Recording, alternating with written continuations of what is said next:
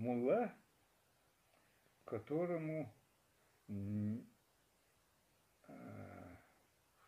Яковлев из Москвы, профессор Яковлев пришел консультироваться, когда возник спор между ингушами и чеченцами. Мернун твох двез и со твох двез. Муба, Мернун дуй. Мернун. Мернун. Ага. Алан ден висан бог. И на твеха твох двез со твох. Ингуши были категорически против. Все приняли латиницу, чеченцы и ингуши никак не могли выработать прийти к общему знаменателю по этому вопросу.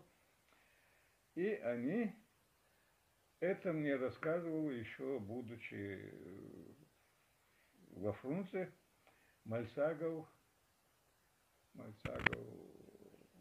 профессор Мальцагов. Ну, я помню, я имя забыл тоже. Он жил во Фрунзе, а мы жили под Фрунзе, Фадешич Фрунзе Хашвар. Оттуда я еще его знал. И он рассказывал, как они ходили, ездили в Курчуле для того, чтобы проконсультироваться у этого муллы. Это было, видимо, ранней весной или поздней осенью. Застали его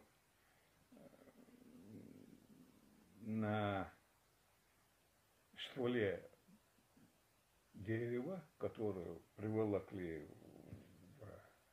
во двор школы.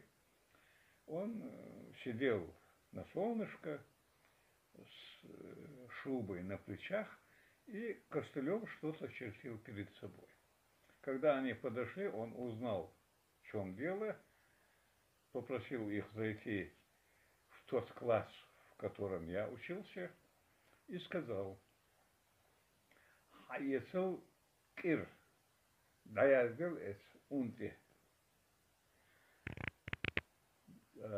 Мальцагов был самый младший из присутствующих. Тот взял мел, но другой Мальцагов, Заурбек, старший и как бы тамада партии ингушей, которые отрицали, что Н на определенном месте не должно быть, очень грубо отобрал у младшего Мальцагова, моего знакомого профессора Мел, и сам приготовился писать. И этот Эдельха Маяцун, я уже забыл, как его зовут, Галгай Жалеш, тот взял и Галар написал на доске, потом остановился, повернулся к классу и сказал: да.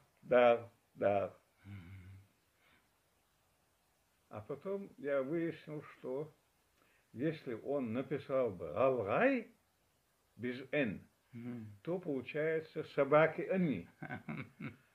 А если Н написать, нарисовать, последний Н, то получается их собаки. Вот так приняли, вот этот 2-3 года спорили, вот он решил этот вопрос.